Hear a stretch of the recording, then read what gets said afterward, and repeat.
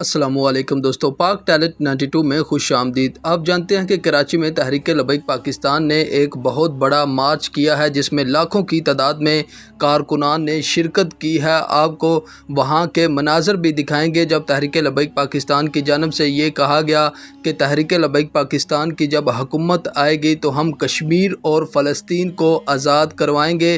तब लोगों के क्या जज्बात थे, लोगों ने किस तरह तहरीक लबैक पाकिस्तान के साथ मुहब्बत का इजहार किया। तो नाज़रीन, आए आपको वीडियो दिखाते हैं। वीडियो दिखाने से पहले आपसे छोटी सी गुजारिश है कि इस चैनल को सब्सक्राइब करें, वीडियो को लाइक करें और इस वीडियो को ज़्यादा से ज़्यादा शेयर करें।